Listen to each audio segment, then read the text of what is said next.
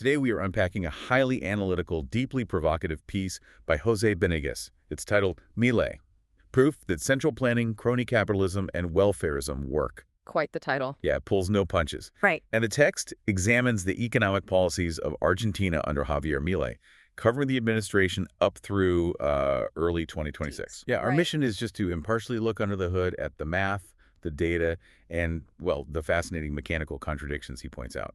Because the core premise Benegas presents is just this massive paradox. I mean, this is an administration with a global reputation as a radical libertarian triumph. Right, the chainsaw, all of that. Exactly. Yet, Benegas argues that the actual mechanical reality of their economic model relies almost entirely on state intervention, central planning, and mass welfarism. Which is wild. It is. And to understand how that could possibly be true, we have to look at where the money actually originates. Like, if you want to know if a market is truly free, you don't look at the press releases. No, you look at the mechanics. Right. You look at how the state manages its biggest industries and its tax structure.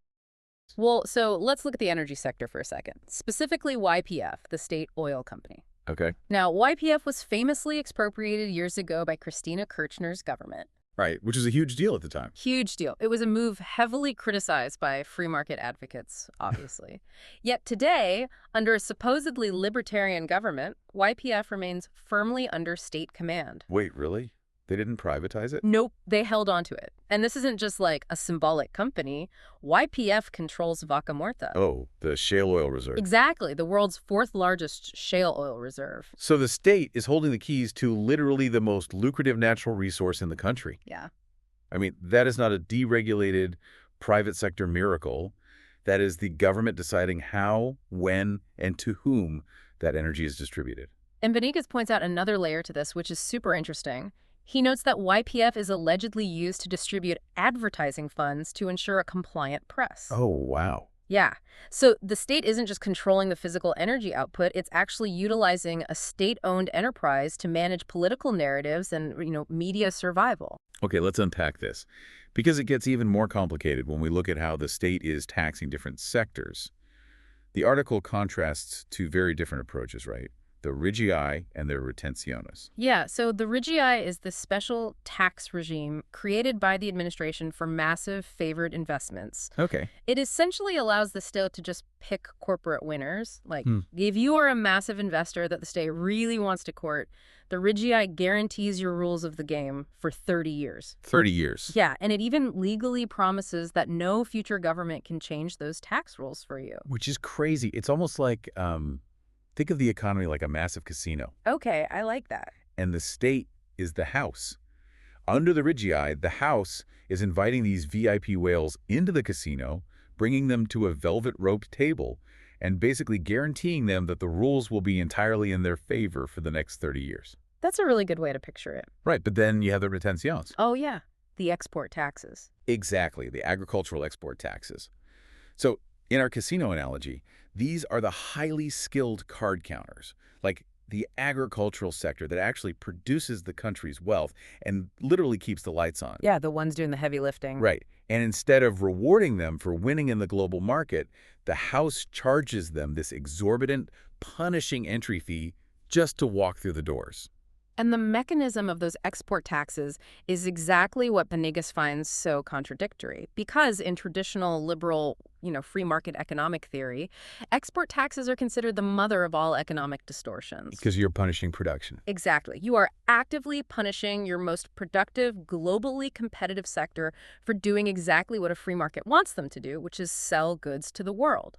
And for 2 decades, these specific taxes have averaged 5.5% of the national state's annual revenue? Man, that is a massive amount of capital being drained directly from rural economies and private businesses. It really is. And according to free market theory, that capital should remain in the private sector, right? To develop local commerce, buy new machinery, hire workers, all of that. Yeah, fuel the economy. But instead, that sector is sacrificed. The state is actively dosing out these export taxes based entirely on its own need to finance public spending. Oh, wow. Yeah, so when a central government manually decides who gets 30-year untouchable guarantees and who gets taxed to the hilt just to fund the state's daily operations. You're looking at a planning state. Exactly. You are looking at the very definition of a planning state. It is the state, not the free market, deciding where capital flows. Okay, so if the state is squeezing the agricultural sector dry to fund itself, right, and micromanaging domestic industry, that still doesn't explain how they are balancing the international books. Right. Like, how are they managing the broader macroeconomic picture? Because it also reveals a heavy reliance on artificial controls and foreign lifelines that, honestly, seem to fly in the face of letting the market decide. Well, this brings us to the cepo, The cepo. the strict currency controls. So Benegas notes that these controls were kept in place from day one and lasted in various strict forms all the way until April 2025. Wow. And even then, they were only partially lifted for individuals. I want to make sure we really understand the mechanics of the cepo here. We hear the phrase currency controls a lot, but what does that actually mean for a business? Like, if I own a medium-sized manufacturing plant in Argentina, how does the cepo affect my day-to-day? It basically acts like a straitjacket on your access to the global market. Okay. So if your manufacturing plant needs to import a specific part for a machine, you can't just go to the bank, buy dollars at a floating market rate, and pay your supplier overseas. Because the state restricts it. Exactly. The state restricts access to foreign currency. You actually have to ask the central bank for permission to access dollars at the official controlled rate. So the state becomes the ultimate arbiter of who gets the oxygen. Yep. Who gets the dollars needed to survive and operate globally? But wait, isn't the most basic, fundamental rule of a free market letting the currency float based on supply and demand? It is. So here's where it gets really interesting. How can the administration claim a massive free market victory when the central bank is actively dictating who gets dollars and at what price? They can't, really. And the author explicitly states that for corporations and investors, these controls remain fully in place. Still. Yeah, the president himself announced that exchange rate bans, meaning the upper and lower limits of the currency's value, which are controlled by the central bank, will stay in place until at least 2027. Which is the end of his term. Exactly. So the exchange rate is not floating. It is being managed. And the macro stability the government points to is heavily reliant on unprecedented debt to keep the whole system from sinking. Yeah, let's talk about the debt, because Benegas presents some staggering figures here.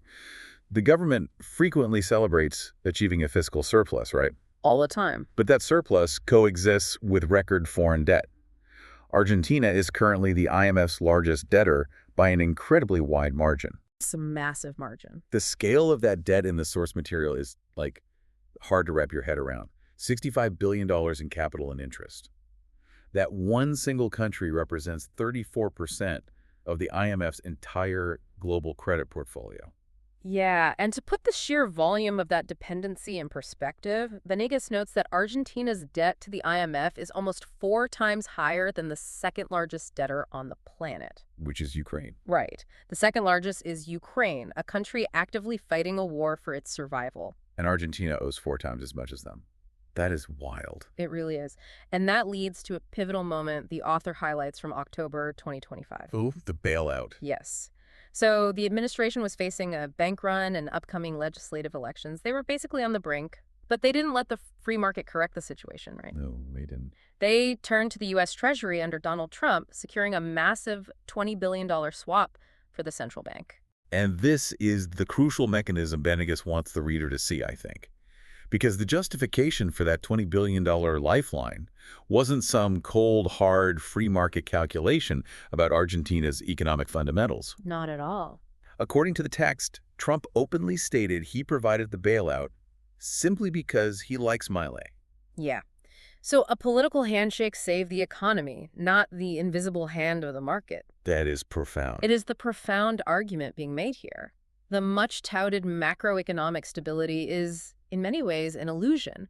It's a facade propped up by an unprecedented dependency on external credit and, literally, political favors from foreign leaders. Because the market didn't save Argentina? The state political intervention saved it. Exactly. Okay, so the macro numbers, right? Yeah. The exchange rates, the massive international debt, the corporate currency controls, all of that is being heavily managed from the top down. But how does this top-down intervention actually look when you walk into a grocery store? Right, on the ground. Yeah, let's zoom in from billions in IMF debt to the reality of the local supermarket aisle and the wallet of the everyday citizen. Well, this is where we have to examine wages, prices, and the massive expansion of the welfare state. Okay. The author highlights this really startling admission from the chief of cabinet regarding paritarias. Now, in Argentina, paritarias are the collective bargaining agreements negotiated between unions and employers to set wages. And I thought libertarians believed a worker's wage is strictly a private matter between them and their employer. In theory, yes, absolutely. But in reality, the chief of cabinet explicitly admitted that the government established ceilings, hard caps on these wage negotiations. Wait, they capped what private companies could pay? Yes.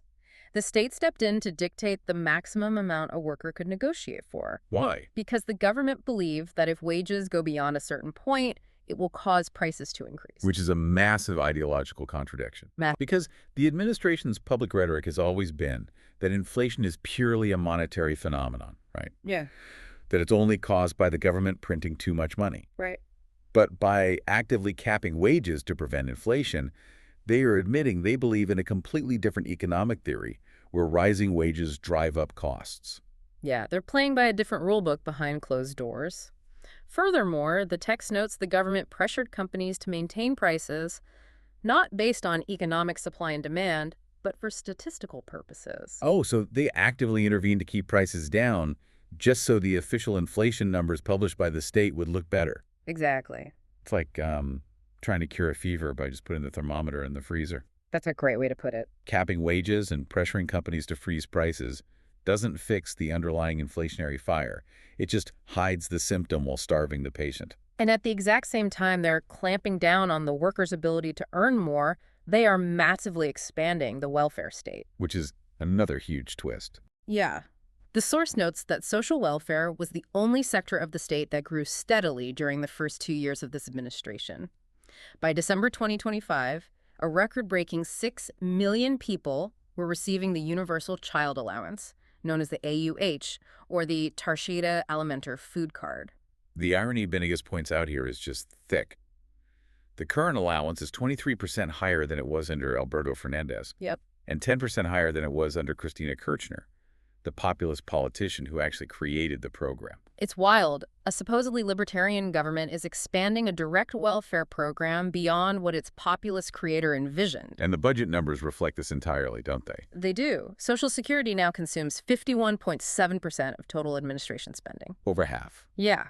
But we have to look at the mechanism of that spending. Benitez is highly critical of how this money is prioritized. While direct cash welfare payments like the AUH expand rapidly, he notes that the government simultaneously neglects retirees, people with disabilities, and even structural support for children's hospitals. But why would they prioritize direct cash transfers over hospitals or pensions? Well, the author pulls no punches on this. He suggests the government actively prefers this specific kind of welfarism because direct cash transfers are highly visible and immediate. It creates what he calls political dependence. Wow. Yeah. And he views the neglect of those other vulnerable groups, the retirees who spent their lives paying into the system, the disabled, as something darker. Venegas describes it as an aesthetic choice, rooted in a belief of superiority or just pure cruelty. That is a harsh critique of the administration's underlying values. Extremely harsh. But his point is they intervene to cap your wages, they intervene to fix supermarket prices for statistical optics, and they intervene to hand out record levels of welfare, all while letting the core structural social safety nets rot. So if we step back and look at the whole board for a second, we have capped wages, intervened prices, punishing extra taxes, draining the rural sector, currency controls choking imports, and massive welfare spending. That's the landscape. So what happens to the actual engine of the economy, the businesses under those conditions?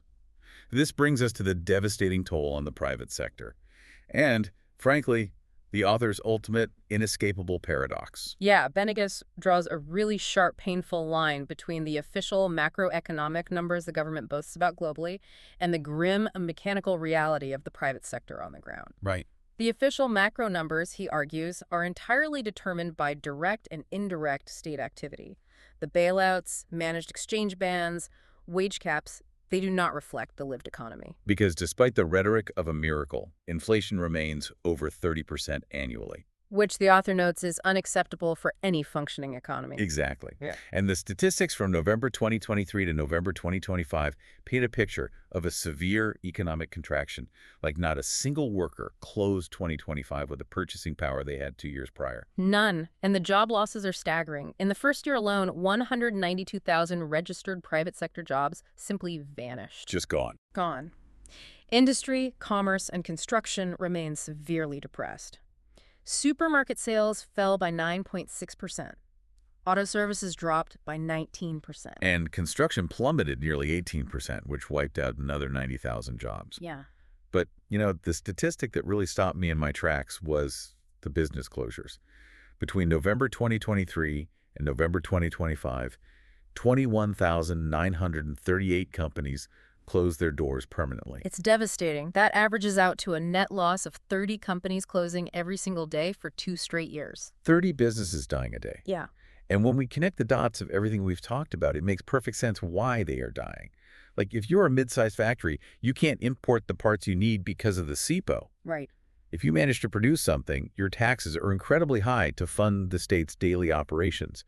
And even if you get your product to the shelf, no one can buy it because the state capped your customers' wages. Exactly. And 99.6% of those closures were small and medium enterprises.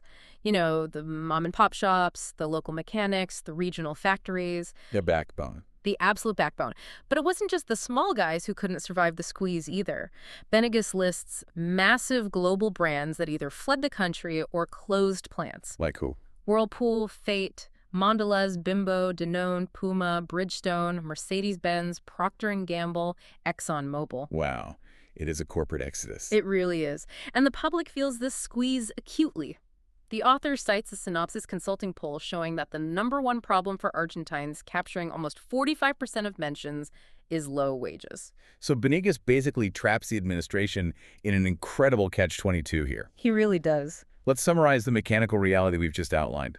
The current economic model rests on a state-owned enterprise manipulating media, special regimes picking 30-year corporate winners, punishing export taxes, strictly managed currency bans, state-mandated wage ceilings, and mass record-breaking cash welfare transfers. Right. It is the absolute mechanical opposite of a free market. Exactly. So Benegas basically says, look, you only have 2 choices here.